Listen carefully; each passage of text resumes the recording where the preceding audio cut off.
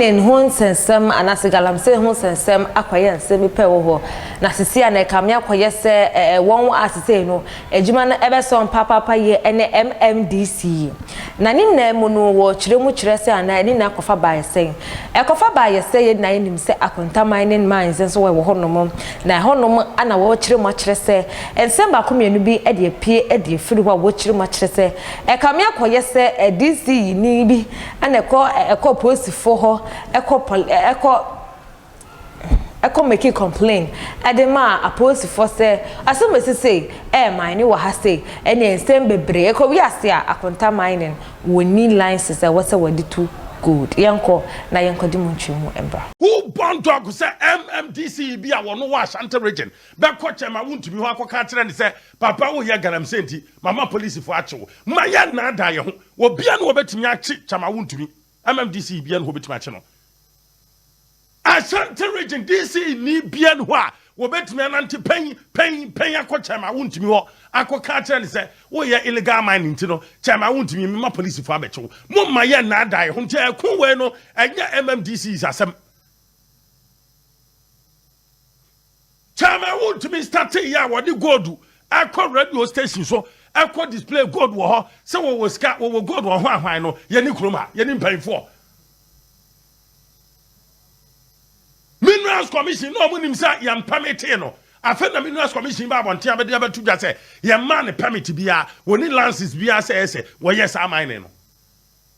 afena Forestry Commission for ade o madwuma abato so se ya nti no ya mamra ni na ani a ye beja ye adwuma ye afena ye hu sa de no ni ato dada ni ye den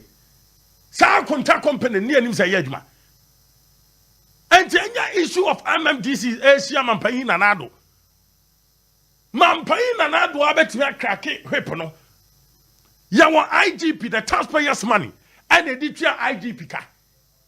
say the soldiers fo akona anya yi a yan kan kire IGP say sabe mpraduasa and intia ya show tuntum ya the taxpayers money tua ka galam say we want to stop it yan kan kire IGP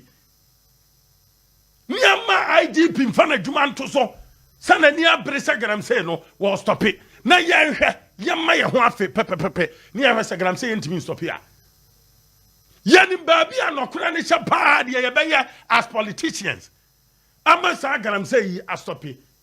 yanya ready say be sa de no say issue ba problem bana wo tackle you tackle from the root not the branches say biano sabe mpreduasa wo be say biano say no kura from the roots not from the branches wo tu ase afiri hini no a wonim say wo tu ase afiri hini na wo se me tu dua no wo kotutwa branches no wo ja ni hini no 2 days ma dua no be se afefe ene bi ne yeye kosi koda we are not serious the political war is not there ampanyifo nyomadwene say be free pepam amia ko sa galam say no ye ka dada ye ho kwa and we are not serious it's a confused country politicians play with galam say ye ba o ye be mama ye ba ye be jamo na ma ye modwuma ni aka kire sankrofo we and sankrofo we ye chichichichomo ye de be 15 years 10 years 5 years no ye were big hands big fishes shomachi and tini pana employer akraketo bi e bi 20 years 25 years 30 years so ankoye galam say mano ye kwachi akra ni wi a ye nkwachi na akra no ye che na ne de na kotum sa nipa na woto no mama no nipa na wasoma no sa big fish no wa chire no ne ye gyan nipa no kosi koda ye mpehu enti de akra no kotum wi a 2 days ma sa nipa titru kase bi ono hyekire me aye garam say no ase akọ employee obi fufuro no de ne yesa adwuma no adenti ne che omu wi a ye mmisa bisa omo nipa wasoma omo so omo nkokwa nim koye sa de no na ye hwe din ahodo abeba abonten ye che Aisha Hwan adenti ne ye mmisa se hwan na leadi wo hefo na do ba krom ha politicians ni suro enti aye yemfa ne kono krom ye ma ne kono krom ye ni porto tentem because ye nim Aisha Hwan de entia wo ba krom ha eyempanyfo ya bi na so anensa drum adenu ko gina kwa ye nim adentia ye ni nokram kakrama ye ho bisa wo se Dr. Frepon Boating akwa wo si CID for wo krom ha che sankrofo igaram se ho machine excavators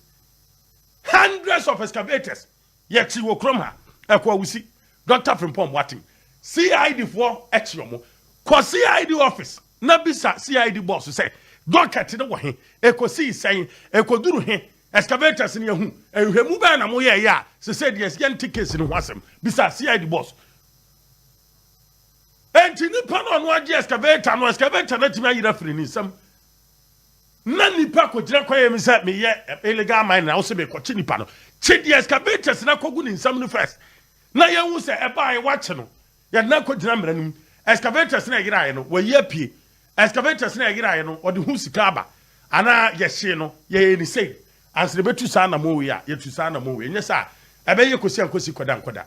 mampanyi na kurom chebi bisa mampanyi na nado so obeka kire wa ni kurom chebi flood na nkoso wa mampanyi ni kurom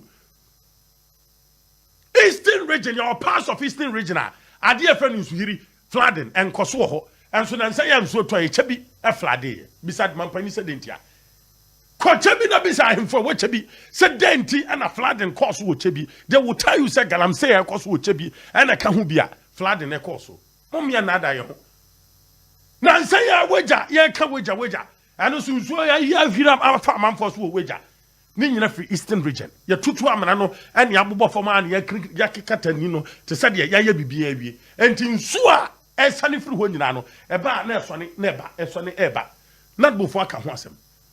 enti ya ntrasidi ya nkosa akuni ye ni anka no kra nkyerɛ politicians na hwɛ kosi koda mampanyi na nado pa me ka kyerɛ no o pa won kan kyerɛ IGP sa wan ya won me ntwa galamsey so wo man mu wantimi a ni dibro mfanto fom ne ahwɛ sie ntimi a